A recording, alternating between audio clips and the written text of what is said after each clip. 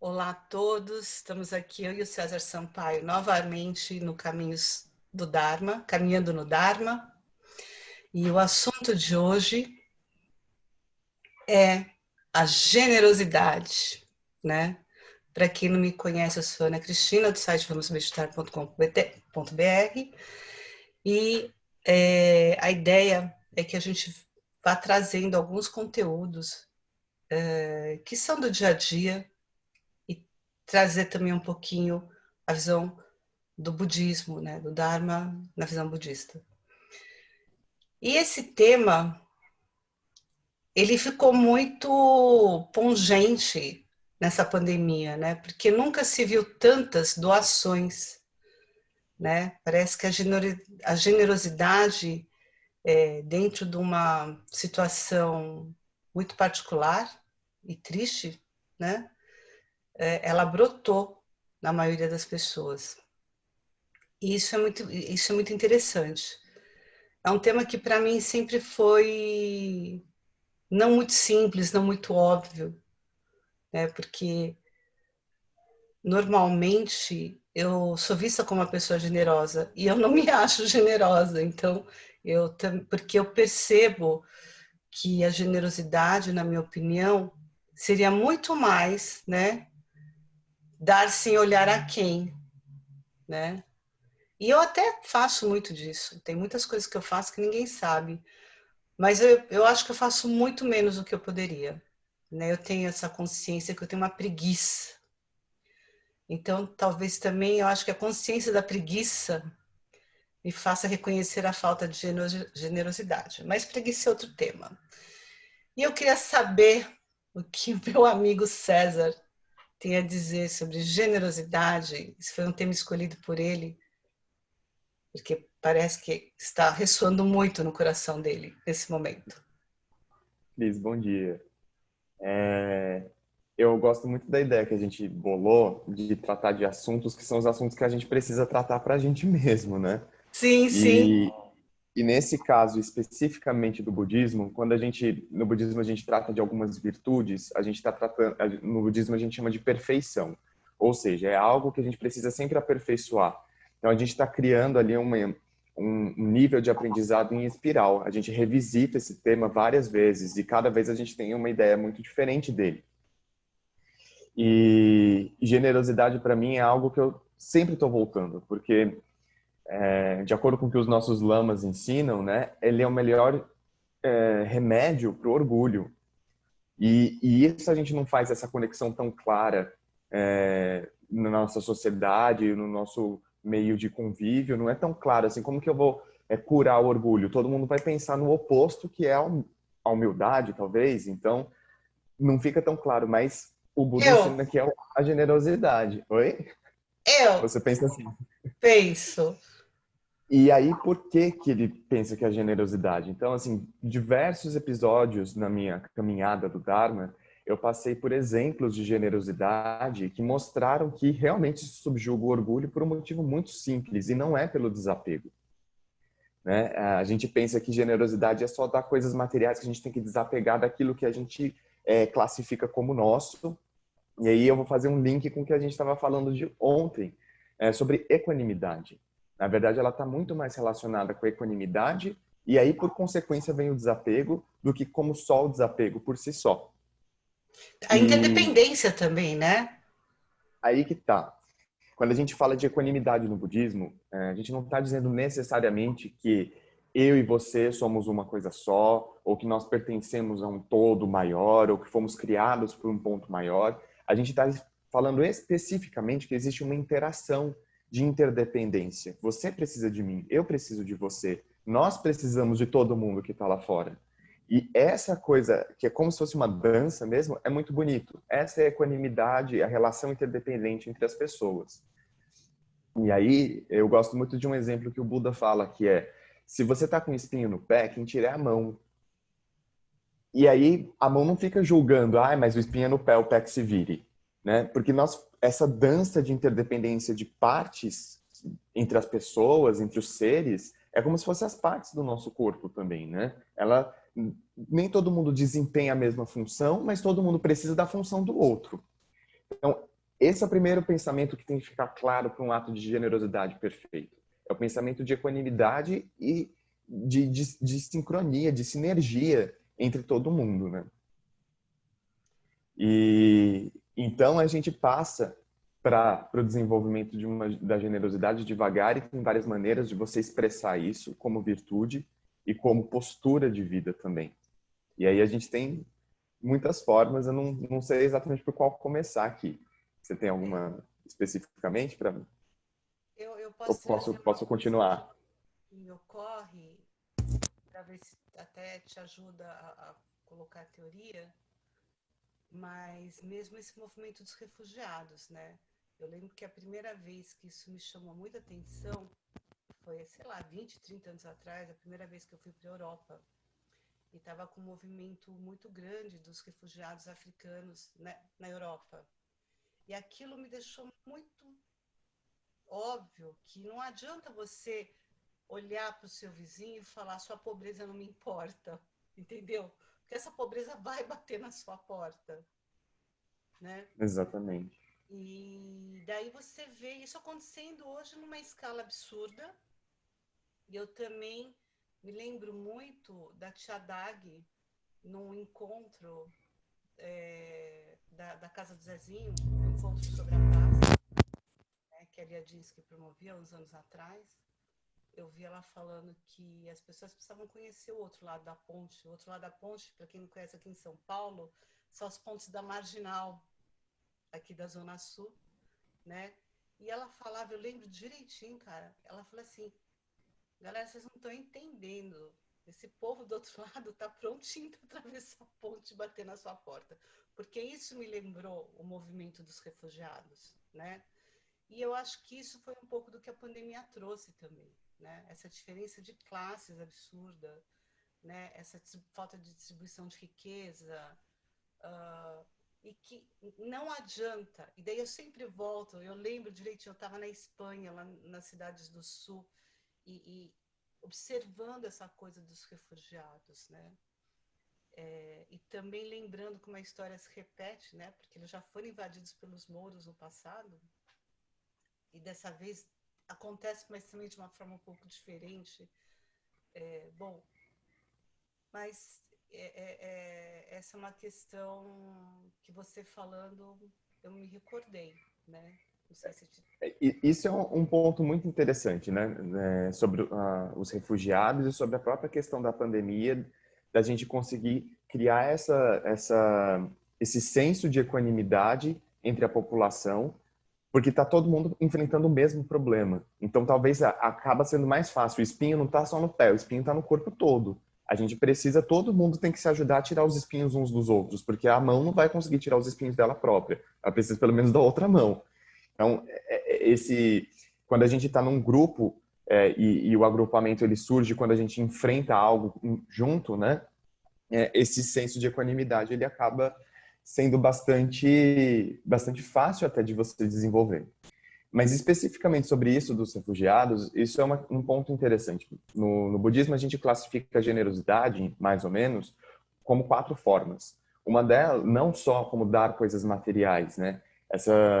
A nossa cultura acaba identificando muito a generosidade como a caridade. E eu tenho ressalvas sobre caridade, sobre a forma como está sendo empregada essa palavra, vem sendo empregada essa palavra. Por duas, por duas coisas, né? Quando a gente fala de caridade, ela está muito ligada com misericórdia. Misericórdia ou dó. E a dó, ela me soa como eu me sinto melhor do que você, então eu tenho dó. Eu sou mais rico do que você, eu tenho mais recursos, então eu vou fazer uma caridade. E no budismo a gente não está tratando disso. Não tem ninguém melhor que ninguém. Está todo mundo no mesmo patamar, né? É por compaixão, não por dó. Como a gente teria dó, assim, até de um animal que está sofrendo, então por dó você dá uma comida para ele. Então, na verdade, a gente se coloca no mesmo patamar do animal. Ó, animal, você é tão precioso quanto eu. Então, por compaixão, eu te ofereço, porque o que é meu é seu também, né?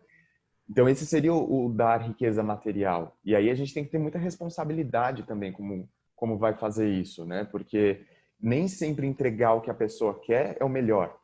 A gente tem que ter uma Sem dúvida avaliação. nenhuma. Sem dúvida nenhuma. A gente precisa fazer uma avaliação. E ali, às vezes, nas regras de moralidade budista, vai falar, é muito melhor você dar a comida do que dar o dinheiro para a pessoa comprar comida. Porque às vezes ela até vai comprar comida, mas aí no meio do caminho ela fala, esse dinheiro pode se transformar numa outra coisa. E ela vai comprar algo que faz mal para ela. Eu penso dessa forma. Uma outra forma de generosidade é você dar abrigo. Por quê? Porque não existe o meu teto. Existe o teto. Não existe o meu país, o meu chão. Existe o chão, Tipo, não né? existe a minha Amazônia, né? É a Amazônia do planeta. Exatamente. Eu estava discutindo esses dias com uma pessoa que falou assim, olha, eu acho que daqui a pouco a Amazônia vai virar que nem a Antártida, vai ter que ser repartida que nem uma pizza para as pessoas, para os países cuidarem, porque o Brasil não está conseguindo fazer isso. Mas Só que não isso é tem, interessante, só né? que tem muito orgulho para admitir, né? Que é aquilo que você falou. Exatamente. Então, quando a gente começa a... E isso é engraçado, né? Fronteiras é uma linha totalmente imaginária, surreal que a gente tenha criado fronteiras. Não existem fronteiras. O que separa a Espanha da França? Nada, entendeu? Não tem nada. O chão é contínuo. Né? A África da Ásia, o chão é contínuo. Talvez tenha um rio ali, mas você pode navegar sobre o rio. Né? Então, esse pensamento de dar abrigo no budismo ele é muito forte, né? Quando os tibetanos sofreram com a ocupação chinesa nos anos 50, eles foram recebidos pelos indianos dessa forma, né? Olha, não existe uma questão política, mas vocês e nós somos os mesmos, né? O chão é o mesmo, a terra é a mesma, compartilhem, se vocês estão sofrendo, usem. E isso é muito engraçado até, como aí a gente vai se batendo até em questões que são mais sensíveis, como desabrigados, como sem tetos, né? Você cumprir a função social da propriedade. Você não pode simplesmente acumular teto com tanta gente sem teto, né? Não, e assim, a quantidade de imóveis nas grandes cidades vazios para alugar, para vender, ou deteriorando, né? Porque tudo que não é usado se deteriora muito rapidamente. É um absurdo, né? Tipo, é uma falta de senso. Exatamente, exatamente. E a gente vai expandindo, como eu falei, é uma espiral. A gente vai visitando pontos dessa generosidade e cada vez a gente vai refinando e vai aperfeiçoando até que torne isso a perfeição da generosidade, né? Uma outra forma de você praticar essa generosidade é você dar amor. E o que é dar amor? Tem limite para o amor? E isso é algo que eu me ocupo de falar para as pessoas que estão começando no caminho budista e querem fazer alguma coisa pelo Dharma. A gente tem que, antes de dar o material, antes de dar o abrigo, antes de dar a proteção, que também é uma forma que eu vou falar mais para frente, é você dar amor. E o exercício que a gente faz é, pensa numa pessoa que você ama. Se essa pessoa que você ama quisesse desabafar, quisesse fazer, precisasse de você de alguma maneira, você faria com bom grado. Agora, essa classificação de pessoas que eu amo, pessoas que eu não amo, pessoas que eu sou indiferente, é isso que a gente está trabalhando para poder equanimizar, né? Ter essa reconexão com o pensamento equânime. Uhum, uhum. Então a gente vai, quando a gente se depara com uma pessoa que ela não está classificada aqui no grupinho das pessoas que a gente ama e ela precisa da gente, essa é a hora, essa é a melhor hora da gente exercitar o amor, de dar o amor. E às vezes esse dar o amor é a gente aprender a receber também, né? E aí era o que a gente estava comentando esses dias sobre um dos Lamagante. nossos gurus, Lama Ganchen, como ele tinha a generosidade de receber, né? E sem esperar nada em troca, né? E às vezes eu me lembro uma vez, há muitos anos atrás, eu tinha 13 anos de idade. Lama Ganchen tinha dado uma iniciação preciosíssima de Auto Yoga Tantra, uma coisa muito profunda. E aí fez no final aquela fila de pessoas para fazer oferecimento em agradecimento para ele, com a kata, que é aquele charpe tibetano que simboliza flores, né? O Tibete não tem flores perenes o ano todo, então a gente oferece um tecido, tradicionalmente. E aí as pessoas davam diversos tipos de presente para Lama Ganchen. E uma pessoa ofereceu uma panela. E Lama Ganchen pegou aquela panela e colocou dentro da cabeça. E isso também é generosidade, né? E ontem eu vi uma frase dele com uma foto dizendo: você fazer as pessoas sorrirem também é um jeito de você aumentar o seu karma positivo. E o dela também. E assim, tinha uma outra coisa que acontecia muito no trono, que é muito marca de Lama Ganchen, que ele ensinava para as pessoas também o que não era generosidade, né? Porque assim, ele recebia muitos presentes no trono e que na sequência ele dava para a próxima pessoa que ele achava que precisava mais, né? Então, tipo assim, se você está sendo generoso e me dá, ensine que o que é meu, faço o que eu quiser, não tem apegos, né? Isso é uma coisa que as pessoas com o tempo iam se acostumando, porque ele literalmente, né, recebia muitas flores quando ele vinha, muitos presentes, e ele pegava aquelas flores e ia já distribuindo, né? Isso tem muitas lições, né? Dentro. Muitas.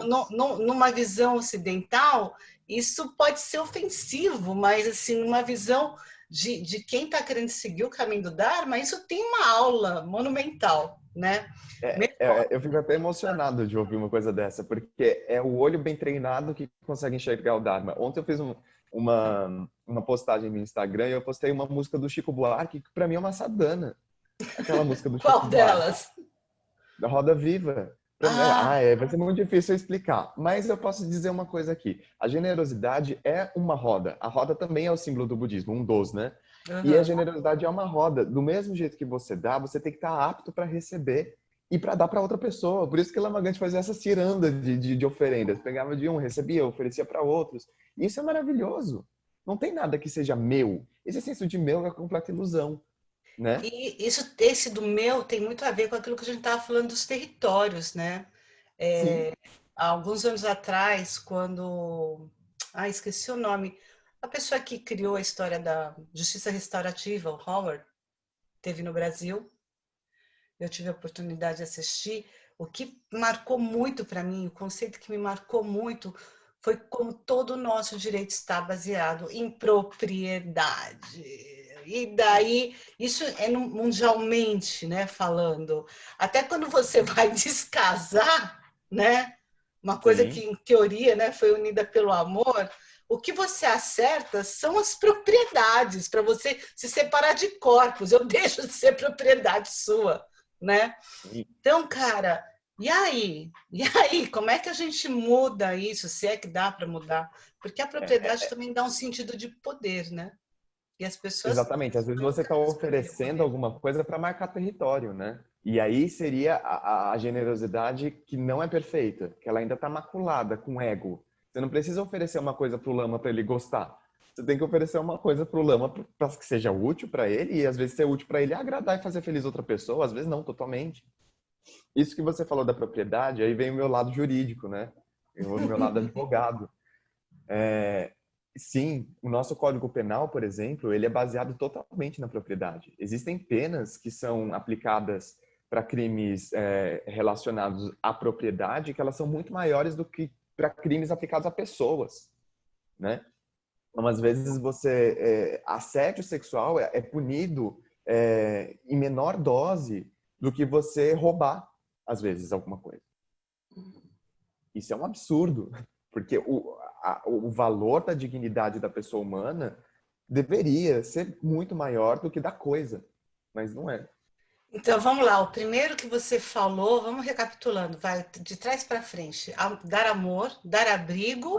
Dar amor, dar abrigo, dar ajuda material, e aí Ajuda o quarto, material.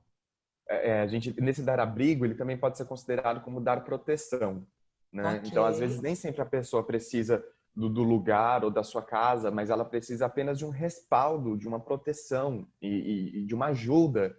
E eu Sim. acho isso interessante. E aí o quarto seria dar ensinamentos budistas, mas eu hoje traduzo isso como empoderar as pessoas. Porque o que o Buda fez no passado é dar poder Uhum. para as pessoas. E esse poder é dar a capacidade delas se libertarem das ilusões que elas mesmas criam. Uhum. Uhum. Então, assim, 4 maneiras de você ser generoso. Dar, E sim, digamos presentes que materiais. eu acho que do primeiro para o último vai ficando cada vez mais difícil, né? Porque assim, Ou não, parece que não, mas elas são, elas têm uma profundidade, você vai se aprofundando, porque elas não são óbvias, né? Então você sim. dá coisas materiais, às vezes é muito mais simples do que você dá abrigo, né? Aí Eu que te tá. dou um cobertor, mas eu não te coloco dentro da minha casa. E daí, para eu ainda assim falar assim, ok, Eu sou empático com o seu sofrimento, mas falar que eu vou te amar, será que eu consigo amar você mesmo? E mais ainda, se eu te empoderar, como que eu vou ser melhor do que você? Certo? Então, Exatamente. cara, é uma escala evolutiva isso que não é brinquedo não, sabe? E como a O gente amor sabe não que a é gente óbvio. tá dando o presente material de uma maneira perfeita? Porque eu acho que de todos esse é a maior armadilha. É quando a gente vai fazer um oferecimento e esse oferecimento está maculado dos nossos próprios interesses. A gente esqueceu aquele papo de equanimidade e agora a gente está falando assim, olha, me nota, veja como eu sou importante para você. Sem mim você não ia conseguir. Não. Então a gente sabe que a gente está fazendo o ato de generosidade material de uma maneira perfeita, quando o que a gente vai dar, ele tem amor, ele tem poder e ele tem proteção. Então, é quase que fosse como se fosse uma escadinha, né? Começa por aqui, aprendeu isso aqui, vem para cá, vem para cá. Não é que são coisas que não são simplesmente 4 tipos de coisa. Não, elas são coisas onde você precisa ir se aprofundando para fazer bem feito, né? Sim. E eu acho O, que um dos meus gurus, o Geshe Tupten, ele sempre fala, não dá para você praticar uma perfeição sem uma das 6 perfeições sem as outras 5, né? No budismo a gente trabalha muito com esse conceito de 6 perfeições: generosidade, paciência, moralidade, concentração, sabedoria. Então, não tem como você praticar generosidade isolada. Essa generosidade ela vem acompanhada de paciência, de moralidade, de concentração, de sabedoria, né? Não é simplesmente uma coisa só, tá tudo junto ali.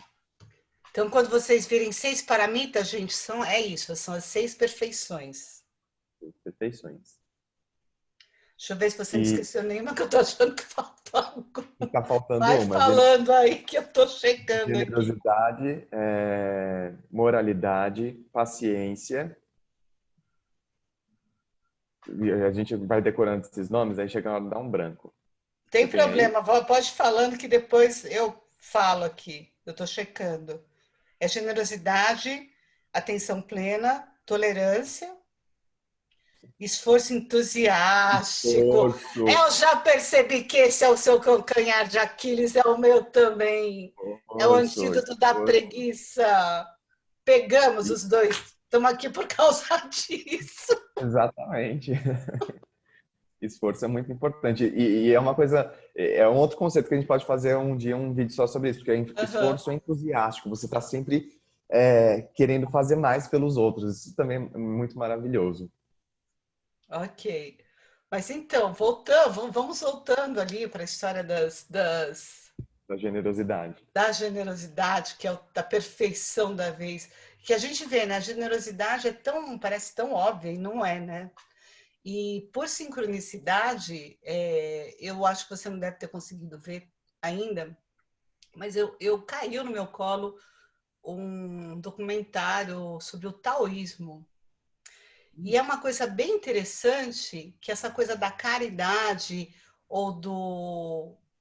Porque o tal, pelo que eu entendi, não é uma coisa que eu entendo muito, ele é muito baseado no não fazer, né?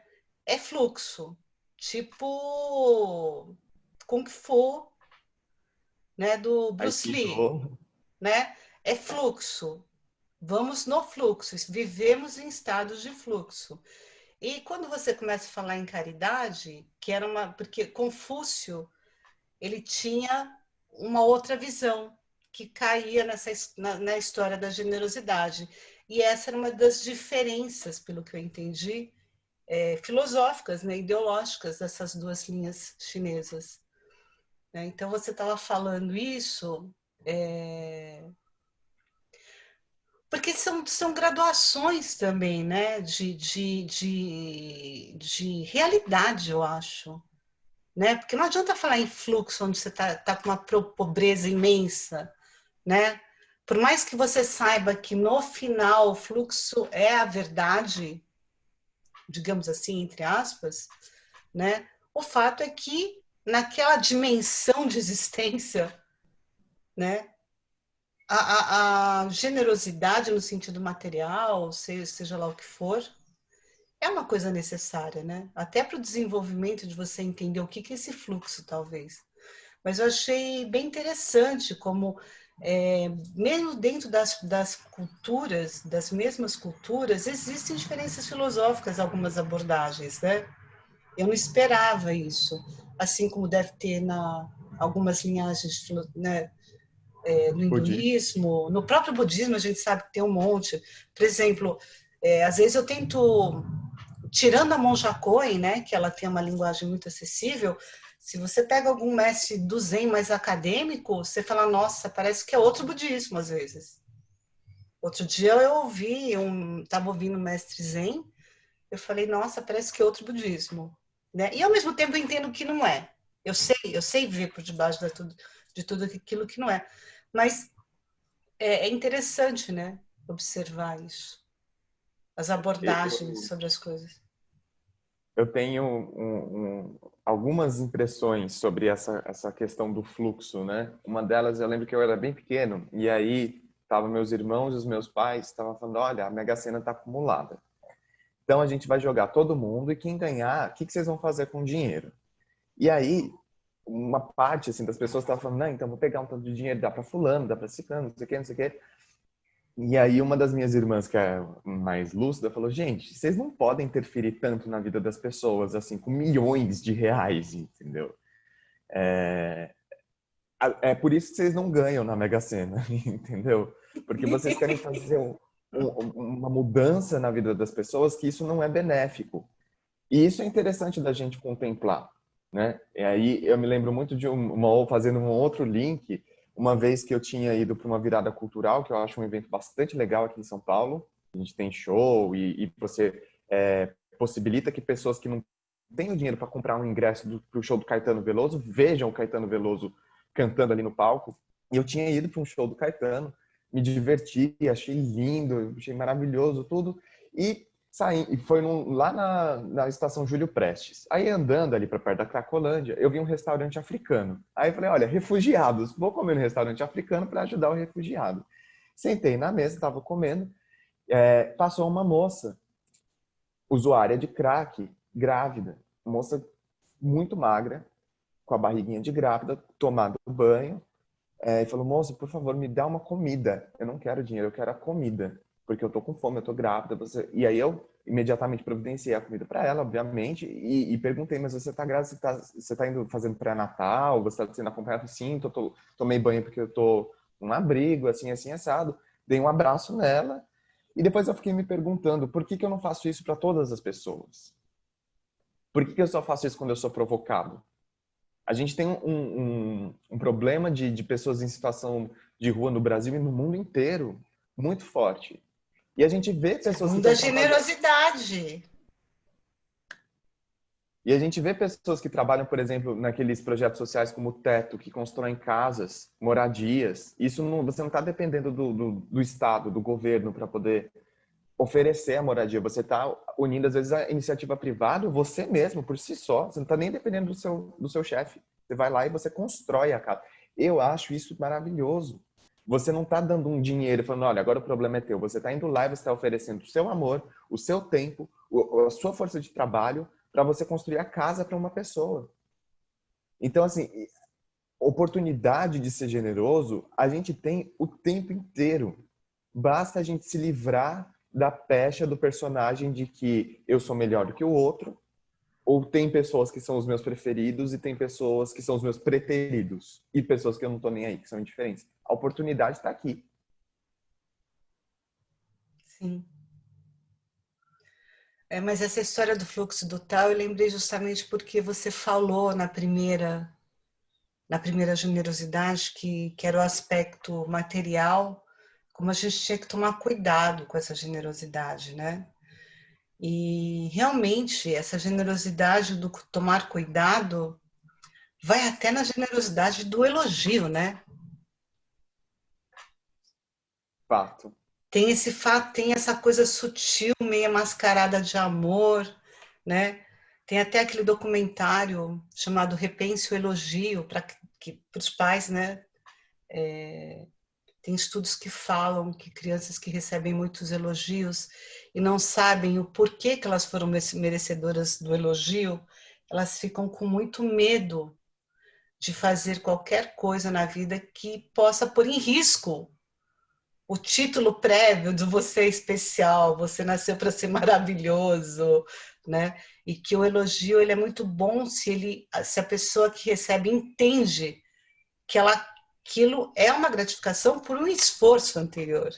Ela entende por que ela recebeu aquele elogio, né? Daí tem aquela história também da espiritualidade da nova era. Nós somos especiais só por estarmos vivos, né? Só por existirmos, né? E como isso tem muitos layers, né? Porque daí também a pessoa não se sente especial, ela quer morrer, né? Ela não entende o que ela está fazendo aqui, ela se sente inútil, né? Então, é muito tricky tudo isso, né? Tem muitas armadilhas, né? Essas... A gente estava falando de aperfeiçoar a sua generosidade, né? Às vezes, e aí eu vou dar um exemplo que acontece muito nos centros budistas e nas comunidades budistas. A gente está lá, está todo mundo querendo buscar a evolução espiritual, mas os nossos demônios internos estão com a gente o tempo todo, a gente tem que acolher, não tem jeito, né?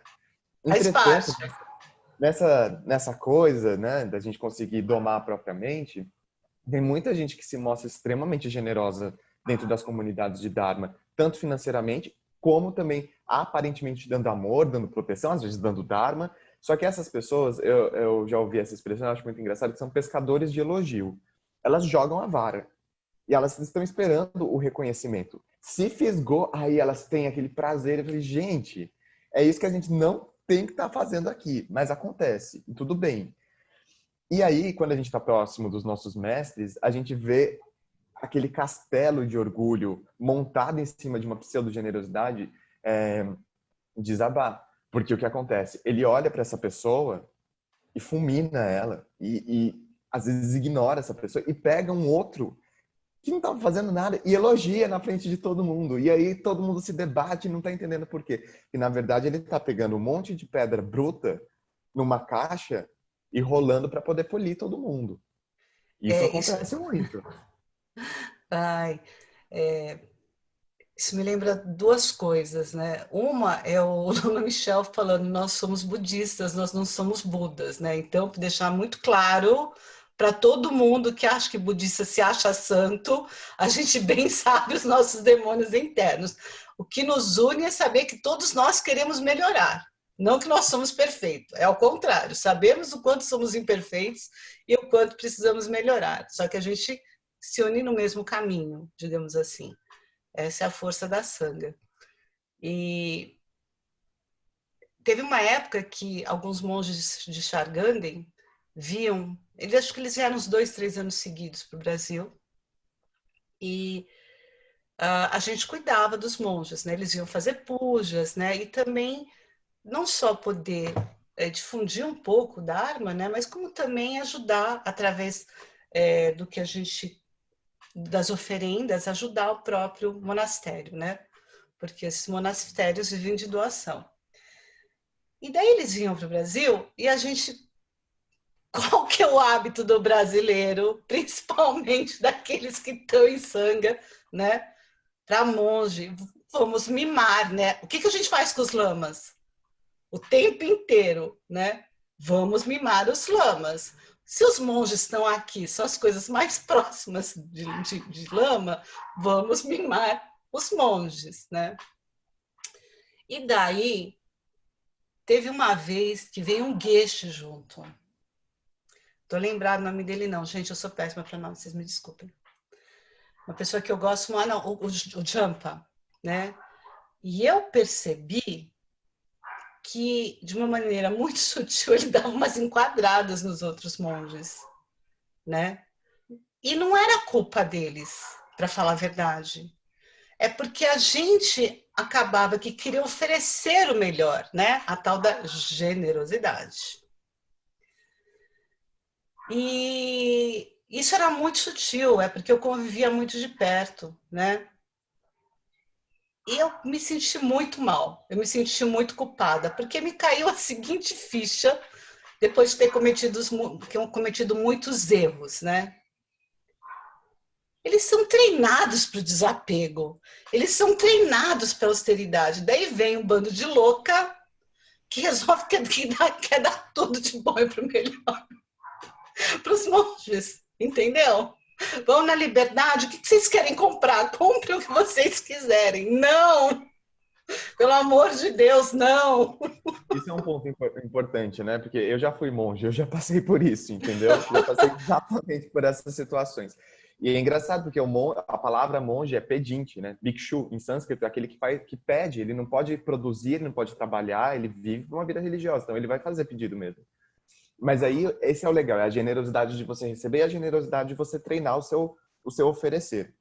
Porque a gente não está fazendo oferenda para o monge, para a pessoa dele. A gente não precisa marcar nosso território com a pessoa do monge.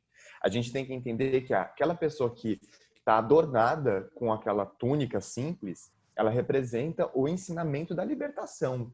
É para esse ensinamento que a gente faz a oferenda. Como quando o lama está sentado no trono, ele não está no trono porque ele é rei. Ele está no trono porque ele precisa ser ouvido, ele precisa estar num lugar alto para todo mundo enxergar, porque ele vai falar o Dharma, ele vai falar o ensinamento da libertação, da sua evolução espiritual. Então, a gente vai fazer esse oferecimento, seja de flor ou de panela, em agradecimento ao Dharma que ele ofereceu. Isso é muito interessante, a gente fazer essa reflexão. Né? Se está acontecendo isso de uma maneira saudável, de uma maneira espiritual, ou de uma maneira, por fundo, por motivação egoísta, né? Mas Isso às vezes é puramente cultural. É puramente cultural, porque a nossa cultura não enxerga isso. A nossa cultura ainda tem essa Exato, coisa da de mesma oferecer. forma que nós enxergamos a doação. Eu lembro que quando eu estava ajudando, entre aspas, né, dando uma assistência para um monge Theravada aqui no Brasil, do Dhammakaya, que eles estavam pensando em ter uma sede aqui. E eu comentava com ele que se ele não deixar explícita a coisa da doação, né, o brasileiro não tem o hábito da doação, ele não tem o hábito devocional. E aqui as religiões, elas marcam isso, seja como dízimo, né? Tipo, ó, você tem que dar o dízimo, seja passando saquinho durante a missa. Daí eu falei assim, se você quiser doação, você vai ter que passar saquinho, porque é assim que funciona essa cultura aqui. Nesse saquinho vai ter uma moeda, não vai ter uma doação que seja real. É uma coisa tipo assim, uma esmola, né? É a cuia, né? É a cuia. Porque na Ásia, a espiritualidade ela tem um certo valor, né? Digamos assim. E existe uma cultura de doação. Aqui no Brasil a gente não tem essa cultura, né? O melhor a ser desenvolvido nisso, nesse quesito espiritual, é que haja um engajamento. Não é Sim. uma compra de bênção, não é uma compra de lugar no céu, uma compra na terra pura, uma compra de iluminação, nada disso. É um engajamento. Tanto é que se você não tem nada material para oferecer, você não tem dinheiro, você não precisa dar dinheiro. Você dá uma coisa, você dá um... Eu lembro que a primeira oferenda que eu fiz para a Lama Gante foi uma concha que meu pai tinha pegado no Ceará. E ele tinha deixado aquela concha em casa, e eu falei, olha, eu li numa história que Lama Tsongkhapa ofereceu uma concha pro Buda Shakyamuni. Se eu vou encontrar com o Lama Gante, para mim ele vai ser o Buda Shakyamuni, eu vou dar uma concha para ele. Essa era a minha cabeça de criança, entendeu? Eu catei a concha e dei para ele. E ele aceitou, achou lindo. Anos depois eu reencontrei Lama Gante, o que eu dei? Uma concha, entendeu? Essa era, para mim era tudo. Então, se você não tem uma concha para dar, então você oferece o seu trabalho, vai se engajar na atividade do seu projeto espiritual, né? A gente precisa, eu lembro que quando eu morei nos Estados Unidos, a gente escutava e via muito a esposa do lama limpando o banheiro. E não é porque ela era esposa do lama que ela não ia limpar o banheiro. E a gente uma vez falou, não precisa limpar o banheiro, você tá tão ocupada com outras coisas, o banheiro deixa que a gente limpa. Ela falou, não, limpar o banheiro é muito bom. Tem muitos benefícios. Um deles é que você acumula karma para ficar bonito. Eu achei ótimo, porque é uma abordagem até bem humorada, entendeu? Então, e falando nesse detalhe assim que eu acho importante, por exemplo, e como é aspecto, a gente tem algumas coisas na tradição que é aquela história dos monges sentam na frente, né? Ou as pessoas importantes sentam na frente, né? E, em teoria, essas pessoas realmente elas vão receber o ensinamento porque elas são mais dedicadas, tem esse aspecto. Mas teria algum aspecto da generosidade? Porque essa história sempre me pegou também, de alguma maneira. Olha, Eu me acostumei com ela. Eu falei, ok, essas pessoas elas têm um aspecto de reconhecimento, porque elas são dedicadas, elas estão aí, né, dando sangue, né? Mas seria também uma coisa da próprio desenvolvimento da generosidade delas, com o tempo, ceder o seu espaço para aqueles que precisam mais, porque eu observo que quando a pessoa realmente adquire um certo, né, ela começa a perceber isso sozinha, que ela não precisa estar ali, se sentindo Sim, especial. ótima colocação, porque eu já tive dos dois pontos, entendeu? Eu, como monge, já sentei muito à frente e depois cheguei no mesmo lugar do meu guru para tomar uma iniciação e sentei lá no fundo, porque eu já não era mais monge, entendeu? E talvez quando eu não era mais monge, eu estava muito mais engajado no Dharma do que quando eu era monge, né? Essa coisa é interessante. Eu vou pedir licença para citar um grande filósofo chamado Homem-Aranha, entendeu? Com grandes poderes vem grandes responsabilidades. Se você tem a chance de escutar um ensinamento lá na frente, cara, é muita responsabilidade, porque você também tem praticamente a obrigação de multiplicar esse ensinamento. Você não está ali porque você... Isso me soa mal, porque realmente tem pessoas que entram para o mundo monástico porque gostam de estar numa almofada com 4 dedos assim. Ai, gente, me economiza, sabe?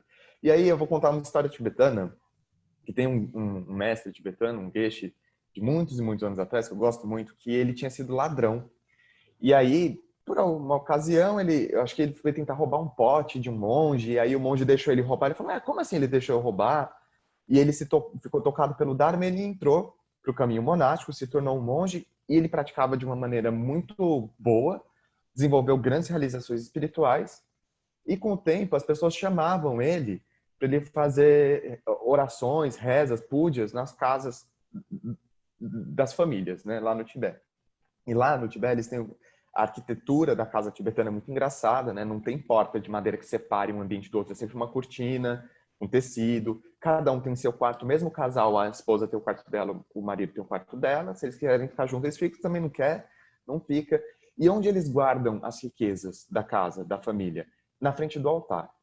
Então esse Geshe sentou na frente do Buda, do altar dele, com as oferendas, e tinha tudo de riqueza ali dentro.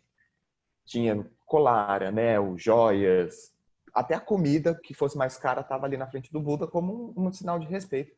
E aí, por uma fração de segundo, ele sentiu um pouco de desejo por aquelas oferendas. Aí ele parou o puja no meio e falou assim, eu sou um safado, eu sou um patife, eu sou um pilantra, eu não tenho capacidade de fazer um puja aqui dentro. E foi embora. Então, Eu, esse é o eu sentido. sou consciente de mim mesmo, né? Assim, Exato. esse pensamento. Exato. Então, assim, eu conheço diversos monges que não querem estar no monastério, justamente porque essa política do monastério perdeu tanto sentido que é chato, é antidármico. Você está num lugar que as pessoas estão disputando quem vai ficar mais perto do lama, sabe? E eu conheço monges que deixam de ser monge, ou monges que continuam monge, mas vão para uma caverna, ou senão que eles vão viver no meio da cidade. Um dos meus gurus mesmo mora em Milão, e ele não mora em Milão num centro budista, ele mora em Milão numa kitnet, entendeu? E ele tem muita felicidade de dizer que ele tem uma panela. Ele cozinha o arroz, depois ele põe o arroz num pote, ele cozinha o feijão dele, o acompanhamento. E isso é maravilhoso. Mas não Sabe? tem Isso a que gente tomar um pouco de cuidado para não ter um orgulho da simplicidade? Qual que é o também, limite disso? também tem. Não, o ser humano é complicado, é isso, né? Mas esse é o Nosso legal do budismo, sabe? A gente não está buscando um extremo de perfeição. A gente está buscando um equilíbrio de perfeição. é o caminho do meio. A gente não está buscando ser o santinho com a cara do Buda de madeira. A gente está tentando ser o mais próximo do natural possível. E a grande questão do ser humano é que a gente sofre porque a gente não é natural. A gente não repousa a mente no nosso estado natural. É, se a gente começar a falar sobre isso, aliás, isso está na minha lista para a gente falar sobre a mente na visão do budismo, né? Mas eu acho que é para um outro momento, que nós já estamos com 50 minutos. Você quer falar alguma coisa a mais sobre generosidade? Acho que a gente explorou de uma maneira bastante interessante esse tema. Acho que está bem É, completinho. E assim, gente, deixando claro, né, que são opiniões também, né? Essa é a nossa experiência com o budismo, somos duas pessoas também. Isso não quer dizer que tenha visão de certo e errado. Existem os ensinamentos, que são os ensinamentos, sim, mas também cada um, como disse o Buda, não levem, né, a ferro e fogo que eu escrevi, passem pela sua própria experiência, né? E a impermanência está aí para a gente evoluir em cima de tudo também. Então, a gente combinou agora de fazer uma meditaçãozinha sobre a generosidade. A gente vai fazer meditações breves, nada muito complicado, só para a gente iniciar. Aliás, encerrar, né, as nossas conversas. A forma da meditação que eu proponho agora, a gente vai fazer de uma maneira bem abreviada, mas é um treino da mente para a gente criar essa sensação, esse sentido de generosidade. Então, eu vou pedir para que a gente sente uma postura confortável, relaxe os ombros, relaxe a expressão facial, pode fechar os olhos se sentir confortável com isso. Faça uma respiração bem profunda, sentindo gratidão pelo ar que a gente respira.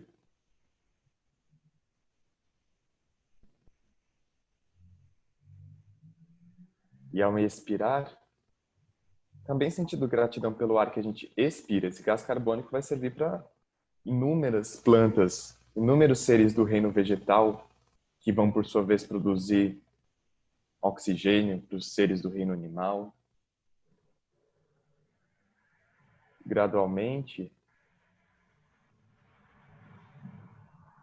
a gente estabiliza a respiração.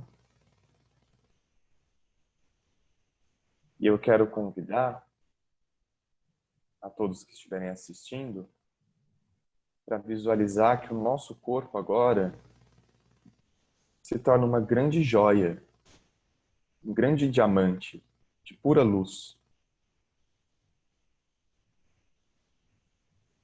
E esse diamante emana raios de luz dourada nas 10 direções.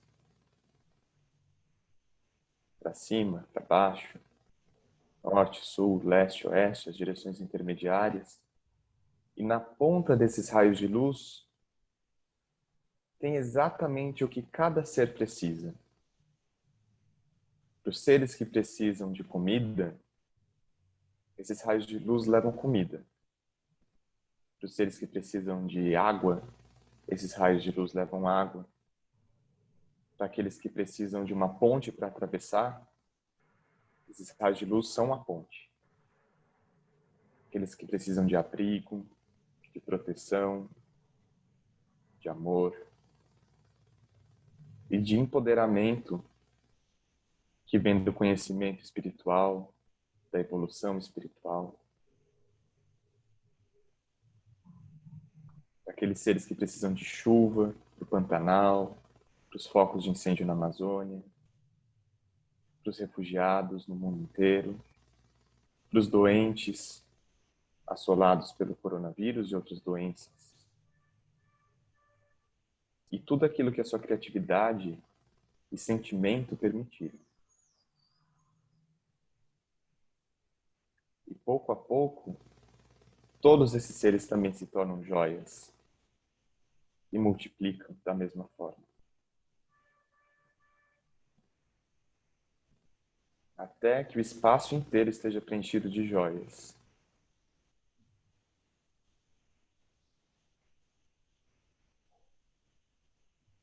Lentamente, todas as joias se absorvem umas nas outras, até que se absorvam em você. Você mesmo se dissolve em luz, se dissolvendo num grande vazio luminoso. E ressurge agora com a sua forma, seu aspecto natural, pleno da sabedoria da generosidade.